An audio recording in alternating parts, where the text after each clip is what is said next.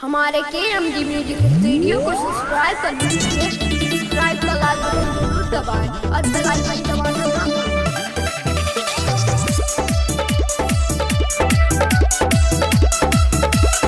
Music Raju बाबू।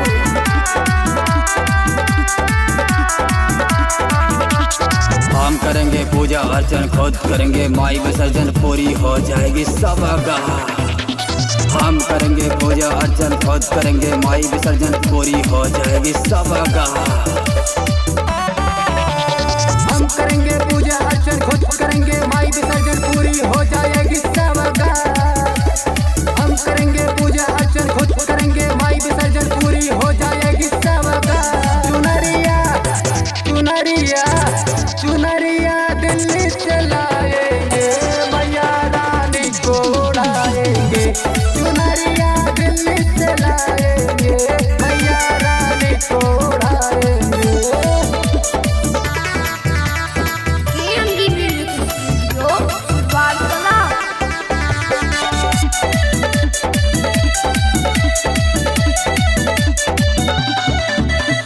फूल और माला से मंडप सजाएंगे, धूप अगरबत्ती का धुआं उड़ाएंगे। फूल और माला से मंडप सजाएंगे, धूप अगरबत्ती का धुआं उड़ाएंगे।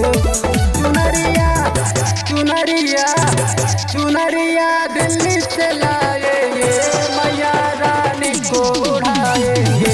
चुनरिया दिल्ली से लाएंगे, मैया रानी को उड़ाएंगे।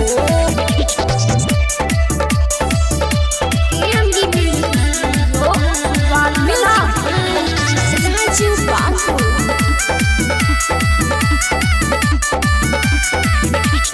मैया रानी को हम अपने मनाएंगे, फूल अढ़ौलवा को माली से मंगाएंगे।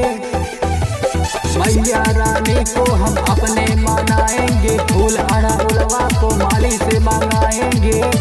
चुनरिया चुनरिया चुनरिया दिल्ली से लाएंगे, मैया रानी को उड़ाएंगे। चुनरिया दिल्ली से लाएंगे, मैया रानी को उड़ाएंगे। KMD म्यूजिक स्टूडियो बालकला। म्यूजिक राजू बाबू।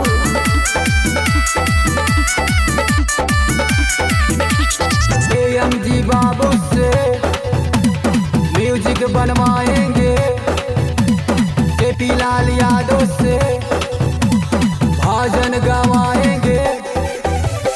KMD बाबू से म्यूजिक बनवाएंगे, KP लाल यादव से भजन गवाएंगे।